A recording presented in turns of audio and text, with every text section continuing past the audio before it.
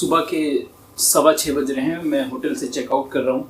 नीचे जो हमारा ब्रेकफास्ट है वो इंक्लूडेड था इस स्टे ओवर हॉलीडे वाला जो पूरा प्रोग्राम है उसके अंदर। और चलिए दिखाता हूँ आपको आज नाश्ते में क्या है। नहा लिया सुबह सुबह, पानी गर्म था। उसके बाद पता नहीं 1-2 दिन के बाद मौका मिले नहाने का। फाइनली मैं आ गया हूँ होटल के रिसेप्शन पर और 6:30 बजे मेरी कैब है। तो गुड मॉर्निंग। होटल में स्टे मेरा काफ़ी अच्छा रहा और फैसिलिटीज़ अच्छी थी, सब कुछ अच्छा था, लोकेशन काफ़ी अच्छा था। यहाँ पर सिटी देखना काफ़ी आसान हो गया मेरे लिए इस लोकेशन से। एक्चुअली मेरे हाथ में जो ये है ये पूरा ब्रेकफास्ट है। मैं इसको थोड़ा सीधा कर लेता हूँ वरना ये गिर जाएगा। और बाहर टैक्सी भी इंतज़ार कर रही है। So almost everything is done. Guys ये है इरमिक, जिम है इरमिक एंड ये मेरे साथ अभी कैब में आए। से hello to Irmik and Irmik Indian audience. और कज़ाकिस्तान के बारे में इन्होंने बहुत सारी इन्फॉर्मेशन दी मुझे और ये भी बताया कि इंडिया में समोसा हम बोलते हैं, कज़ाकिस्तान में भी समोसा बोलते हैं। तो बहुत सारे जो वर्ड्स हैं इंडिया और कज़ाकिस्तान में वो सिमिलर हैं। तो लाइक नान भी किताब, जैसे बुक हम बोलते हैं किताब, कज़ाकिस्तान में भी किताब को किताब बोलते हैं। एंड चाय यू ऑल्सो से चाय भी सेम है कज़ाकिस्तान और रशिया में। There are many words which are same in Kazakh language and Indian language, basically Hindi language में। तो हम लोग अब प्रोसीड कर रहे हैं चेक इन की तरफ। अभी समय है but still and he is very nice person. बहुत it was great time talking to him on in cab. बहुत अच्छा लगा इनसे बात करके। तो गाइज़ अभी मेरे पास काफ़ी समय है, करीब 3 घंटे के लगभग हैं। 3 क्या मतलब 2.5 घंटे हैं समय हो रहा है इस समय कज़ाकिस्तान के हिसाब से। अच्छा एयरटेल पर यहाँ पर मुझे मैसेज भी आ रहा है, सब कुछ अच्छे से चल भी रहा है, मतलब एयरटेल काम कर रहा है। 6:57 सो काफ़ी समय है मेरे पास अभी। और यहीं पर बैठ के मैं ब्रेकफास्ट में क्या दिया है उन्होंने होटल की तरफ से, this is what I have got. और एक पानी का बॉटल है, सलाड्स हैं, कुछ ब्रेड्स हैं और बटर है। I don't know what it is. लेकिन ये एक संतरा और एक पानी का बॉटल भी है। तो ठीक है, काम अपना चल जाएगा। दिक्कत ये है कि मेरे पास फ़ोन में सिर्फ 13% बैटरी बची है और ओम्स्क में मुझे कोई रिसीव करने आ रहा है। अच्छी बात है कि मुझे एक होस्ट वहाँ पर भी मिल गया है, सो दिक्कत नहीं होगी अब। इफ़ आई गेट यहाँ पर मुझे मिल जाए एक चार्जिंग पोर्ट तो मेरा काम बन जाएगा कुछ समय तक। तो वही मैं खोज रहा हूँ। पहले तो मैं नाश्ता कर लेता हूँ और उसके बाद निकलता हूँ चार्जिंग पोर्ट खोजने।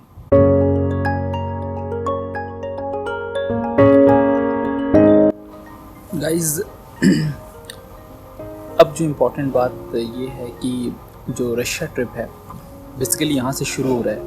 और रशिया पहुँचने से पहले मुझे लगता है कि आपको कुछ ऐप्स ज़रूर इंस्टॉल कर लेना चाहिए अपने मोबाइल पे, क्योंकि वो आपको रशियन ट्रिप में बहुत हेल्प करेगा। क्योंकि रशिया में इंग्लिश मेजर लैंग्वेज नहीं है, लोग जानते हैं बट कम लोग जानते हैं। तो बहुत जगह पर आपको रशियन और इंग्लिश, अगर आप इंग्लिश बोलते हैं तो आपको दिक्कत होगी। तो जो कुछ ऐप्स आप प्री इंस्टॉल करेंगे ट्रांसपोर्टेशन, नेविगेशन के लिए, कैब बुकिंग के लिए, या फिर आपको as a local guide city के लिए चाहिए, तो वहाँ पर बहुत काम आएगा। सबसे पहले तो मैं आपको बता देता हूँ नेविगेशन रिलेटेड। सबसे बेस्ट ऑब्वियसली गूगल मैप्स का आप यूज़ कर सकते हैं रशिया में। और अगर गूगल ऐप्स आप नहीं यूज़ करते हैं या पसंद नहीं है करना, तो एक ऐप है यंडेक्स मैप और यंडेक्स नेविगेशन करके, नीचे आपको दिख रहा होगा स्पेलिंग यंडेक्स। यहाँ पर यंडेक्स मैप अलग है, नेविगेशन का अलग है। ये जो ऐप है ये इंग्लिश में है, सबसे अच्छा फ़ायदा ये है। और सेकंड थिंग, इसमें एक कॉन भी है कि ये आप ऑफलाइन एक्सेस नहीं कर सकते, मतलब आपके पास इंटरनेट होना चाहिए इसको एक्सेस करने के लिए। कभी कभी लोग कहते हैं कि यंडेक्स की जो सर्विस है वो गूगल मैप से भी बेहतर है रशिया में, क्योंकि जो लोकेशन है वो बहुत प्रिसाइजली और एक्यूरेटली ये दिखाते हैं। और एक और ऐप है इसी के इक्विवेलेंट जिसको कहते हैं 2GIS। और इस ऐप में एक ही प्रॉब्लम है कि यहाँ पर आपको रशियन ज़्यादा दिखेगा, इंग्लिश में कैफ़े रेस्टोरेंट्स वगैरह आपको पता चल जाएगा। बहुत अच्छा ऐप है और वो ऑफलाइन भी वर्क करता है, लेकिन दिक्कत ये है कि ज़्यादातर चीज़ें आपको रशियन लैंग्वेज से इंटरप्रेट करना पड़ेगा, जो कि थोड़ा मुश्किल मुझे लगता है। इसीलिए मैं उसको उतना प्रेफर नहीं करता हूँ और मैंने इंस्टॉल भी नहीं किया है। लेकिन गूगल मैप्स मुझे लगता है कि ज़्यादातर काम आसान कर देता है। सेकेंड, कमिंग टू, अगर आप शहर घूमने वाले हैं तो आप में से ज़्यादातर लोग मॉस्को या सेंट पीटर्सबर्ग जाना पसंद करते हैं। उनके लिए एक बहुत अच्छा ऐप है माई सेंट पीटर्सबर्ग, जो कि एक तरह का लोकल गाइड है। आपको पूरा सेंट पीटर्सबर्ग के बारे में आपको पूरा गाइड मिल जाएगा। वहाँ पर क्या इंपॉर्टेंट है, कैसे जाना है, आना है, क्या क्या चीज़ रिलेवेंट है, उनका पूरा हिस्ट्री आप वहाँ पर देख सकते हैं।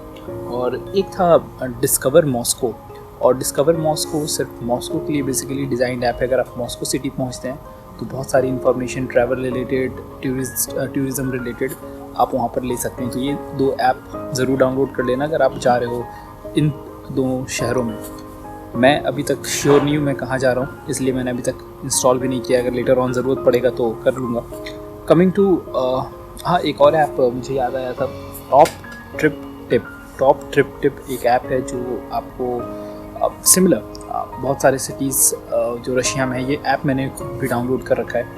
80 शहर के बारे में इसमें डिस्क्रिप्शन है। लाइक रीजन आपको सेलेक्ट करना होगा, Omsk, Novosibirsk, Moscow, Saint Petersburg, और वहाँ पर जो जो इम्पॉर्टेंट चीज़ें हैं घूमने वाले, टूरिज़्म रिलेटेड, ये सारी चीज़ आपको मिल जाएंगे। अच्छी बात यह है कि इंग्लिश में है और ऑफलाइन भी आप इसको एक्सेस कर सकते हैं। करेंसी एक्सचेंज, XE करेंसी एक ऐप है जिसके थ्रू आप रूबल, डॉलर, रुपी, मतलब आप सबको कंपेयर करके बेस्ट रेट आप ले सकते हैं। तो XE करेंसी भी एक अच्छा ऐप है। जब आप रशिया आ रहे हैं तो वहाँ से आप डाउनलोड कर सकते हैं, उसको यूज़ कर सकते हैं। अब मैं आपसे बात करता हूँ टैक्सी सर्विसेज की। टैक्सी सर्विसेज देखिए, यहाँ पर ब्लाब्ला कार भी है, और ब्लाब्ला कार के साथ एक गेट करके ऐप है, GETT, जो कि आपको लोकल टैक्सीज़, जैसे आप ओला यूज़ करते हैं या उबेर यूज़ करते हैं, ज़्यादातर बाहर में उबेर चलता है, तो उबेर की तरह ही है गेट टैक्सी ऐप रशिया में, जो कि आपको मोस्ट ऑफ द अच्छे शहरों में काम आ जाएगा। उसके बाद हम बात करते हैं, मैं खुद भूल जाता हूँ यार कितने सारे ऐप है, मैंने एक लिस्ट बना के रखा है। यंडेक्स मेट्रो, तो अच्छा देखो, यंडेक्स मेट्रो एक ऐप है जिसके थ्रू आप जो भी सिटीज़ में मेट्रो हैं उसका आप करेक्ट लोकेशन, कितने समय डिपार्ट करेगी, पूरा रूट मैप और शॉर्टेस्ट पॉसिबल टाइम, आपको बस स्टार्टिंग स्टेशन और डेस्टिनेशन डालना है। वहाँ से आप आराम से इस ऐप का फ़ायदा उठा सकते हैं। तो इतना ऐप मुझे लगता है सफिशिएंट है। Obviously Google translate must have app है, और मेरी तरह ट्रैवलर्स के लिए आई थिंक काउच सर्फिंग मैं सबसे ऊपर रखता हूँ और सबसे ज़्यादा प्रेफर करता हूँ। काउच सर्फिंग अगर आपके पास है तो स्टे का जो समस्या है वो सॉल्व हो जाता है। तो मेरे लिए फर्स्ट नंबर पे हमेशा रहता है काउच सर्फिंग और एक गूगल ट्रांसलेट। रशिया जा रहे हैं आप तो आपको कुछ रशियन वर्ड्स पता होने चाहिए। मैंने भी कुछ थोड़े बहुत वर्ड्स पता की कोशिश करूँगा उसको सही समय पे यूज़ करने का, जहाँ पर बात ना बने। कज़ाकिस्तान में अभी तक सिर्फ मुझे एयरपोर्ट पे कल थोड़ा सा दिक्कत हुआ क्योंकि लोगों को इंग्लिश समझने में थोड़ी दिक्कत हो रही थी। और अभी सुबह के 7 बज रहे हैं, बाहर अभी भी बिल्कुल डार्क है, कुछ भी सनराइज़ अभी होने का लग रहा है नाम भी नहीं, क्योंकि थोड़ी सी भी रोशनी दिख नहीं रही कहीं। अच्छा, इम्पॉर्टेंट बात, जो मैं दिल्ली एयरपोर्ट पे तो इतना भाग दौड़ हो गया था कि मैं शूट भी नहीं कर पाया अच्छे से, क्योंकि जो वेट चेक इन के समय और security check in, boarding pass लेने में करीब 2.5 घंटे चले गए थे। सिर्फ मेरे पास आधा घंटा के लमसम समय बचा हुआ था, 35 मिनट, तो उसी में आपसे थोड़ा बहुत बात कर पाया। अब मैं आपको बताता हूँ करेंसी को लेकर, जो बहुत इम्पॉर्टेंट है। मैंने अपने शहर गया में ही करेंसी एक्सचेंज करवाया था यूनी मनी से, जिसका रिसिप्ट मैं रखा हुआ हूँ, आपके साथ शेयर करता हूँ। जिस दिन मैं करेंसी एक्सचेंज कराने गया था उस दिन डॉलर का रेट था 71.15 या 71.2, था एक USD का, और मुझे उन्होंने जो रेट दिया था वो मैं आपके साथ शेयर करता हूँ। देखो, ऊपर में मेरा पासपोर्ट नंबर, एड्रेस वगैरह है, और करीब 72.5 का रेट उन्होंने दिया था, और मुझे $240 चाहिए थे। तो $240 यहाँ पर देखो लिखा हुआ है, शायद आप देख पा रहे हो, और 17,400 रुपये लगे। तो उसका 17.2 के हिसाब से करीब 17,100 या 150 कुछ आ रहा था रुपया, और 17,400 450 रुपया 17,400, और उसके ऊपर GST और SGST दोनों 9% लगा, करीब 150 रुपये GST चार्जेस लगे, और कुल जो कीमत मुझे देनी पड़ी वो है इतना, ऑलमोस्ट 500 ज़्यादा देना पड़ा 240 USD के लिए। और ये मैंने कराया था यूनी मनी। इसको UAE एक्सचेंज पहले जिस नाम से जाने जाते थे, अब उसको यूनी मनी कहा जाता है। तो $240 मैंने रखे, जिसमें से कल मैंने $20 एक्सचेंज कराया था कज़ाकिस्तान के लिए एक बैंक से, जो मैंने आपको मॉल में दिखाया था, और अभी भी मेरे पास $220 महफूज है। रशिया आने से पहले न्यू दिल्ली में मेरे भाई के थ्रू बहुत अच्छी हेल्प मिल गई मुझे, बिना किसी टैक्स के, बिना किसी कमीशन के मुझे 5,950 रुपये देकर 5,500 रूबल मिल गए। तो पूरा का पूरा रूबल मेरे पास अभी सेफ पड़ा हुआ है, 5,500 रूबल। तो मेरे पास $220 और 5,500 रूबल एग्जैक्टली है। मैं आपको दिखाता भी हूँ रूबल, मेरा रूबल कहाँ गया, होल्ड करना 1 मिनट।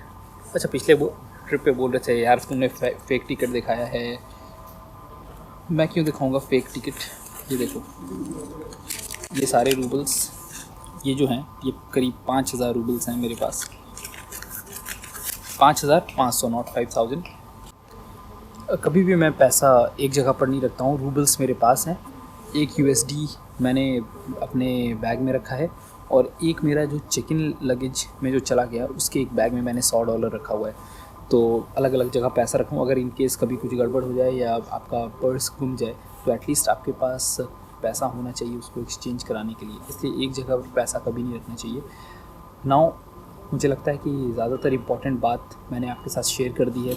कज़ाकिस्तान से ऑलमोस्ट डन। अंदर गर्मी लग रही है, काफ़ी गर्मी लग रही है, और मुझे लगा था कि मैं 2 जैकेट के बिना -18 डिग्री में झेल नहीं पाऊँगा, बट एक जैकेट में काम हो गया। अंदर बस एक टी-शर्ट है और एक जैकेट है, बाकी सामान मेरा ओम्स्क पहुंच चुका है। अच्छा, ये तो अभी ट्रेलर है, सब बोल रहे हैं कि इससे ज़्यादा ठंड ओम्स्क में होगी, तो कुछ तूफ़ानी करने के लिए मैं तैयार हूँ। और बहुत अच्छी बात है कि मुझे कोई रिसीव करने आ रहा है ओम्स्क के एयरपोर्ट पे, तो मेरे लिए वंस अगेन थोड़ा सा कन्वीनियंट हो जाएगा थैंक्स टू काउचसर्फिंग।